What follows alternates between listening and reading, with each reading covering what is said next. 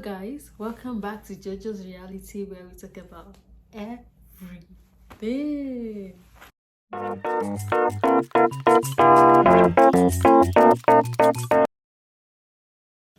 Happy New Year, guys. Happy New Year. Compliments of the season. Wow.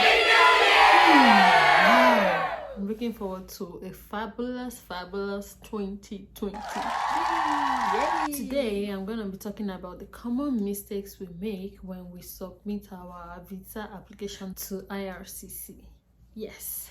So I'll be talking about the general mistakes we make in our application process. It's not particular to a study permit application or work permit or visitors permit. It's just the general mistakes that we make when we submit this application, and it's not so many mistakes. It's just one simple mistake. I believe everybody already has their research done or probably paid an agent, or you know what I'm talking about. If you have the intention of submitting your visa application, you would have probably submitted your financial, your statement of purpose, your form. You would have probably filled them out, your passport, and etc. But there is one powerful document that that is very important, but people don't take serious. A lot of people think the most important part of the application process is the financials, which is your bank statement or your properties. But while that is important, I think the most important document is not the financial document. It is the statement of intent or statement of purpose letter. I'm gonna pause right now. I need to say it explicitly. I'm not an agent. I do not work for IRCC. This is based on my personal experience and what I have learned from other people that have submitted their application. Statement of intent or letter, statement of purpose letter is meant to explain your purpose of visit and your plans, and this is where you are able to profile yourself accurately. The common mistake people make is my friend did this way, I'm going to do it this way. I know somebody that she submitted in 2 months and they gave her in 2 months. I know somebody that our entire process was just in 3 months, and then my own too will be like that. All I have to do is just copy that person's application process. That is not the case. Everybody, all individual, we are special, we are unique in our ways, and your profiling is different from my own profiling. And I'm going to use myself as an example.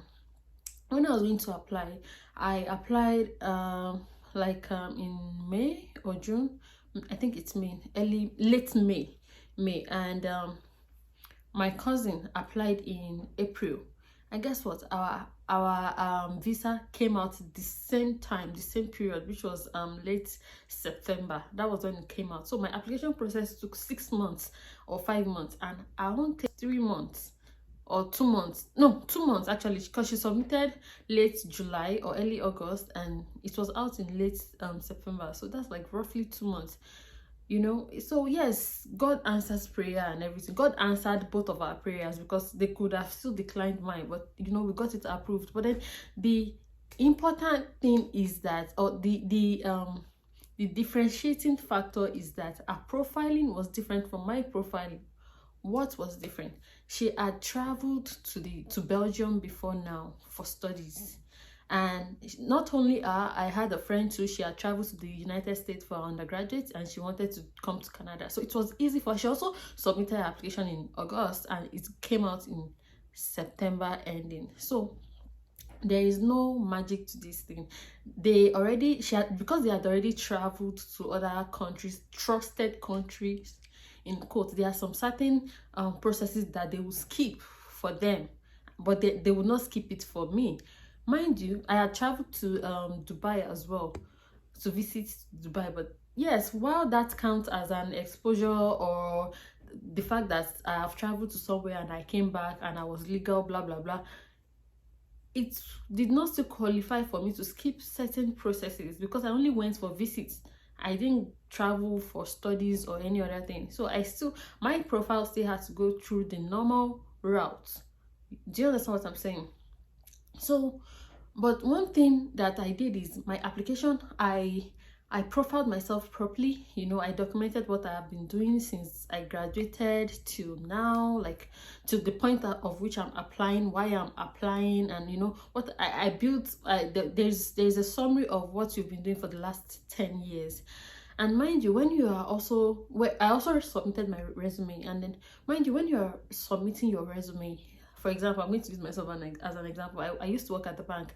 You know, I wrote that I worked at the bank, and then there's a section where you put the functions, what you did, you know, at the bank. Oyinbo, they don't automatically assume that you did these things, or you learned these things, or you know, you have to be able to connect the dots. You know, you have to be able to connect. I mean, I did geophysics in my undergraduate, and I was in banking, so I had to relate it, you know, the analytics, you know, skills that I learned in geophysics, you know. And then maybe I also said I wanted to, you know, explore the corporate world generally. I wasn't particular about my discipline right now, so that was why I went to the bank. And then, you know, you have to be able to be creative, you know, be innovative. You have to be able to link all those things in your profile. It doesn't matter if you did engineering and then you went to open your own store and you are selling kayamata. It does not matter, as long as you're able to correlate it. You are able to build your own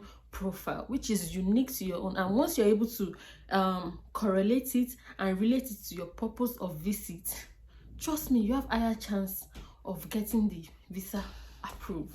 This is what I thought to tell you guys. I know this is a long talk, or a lot of talk, but if you have any questions or you need further explanation, please use the comments and I'm going to address them.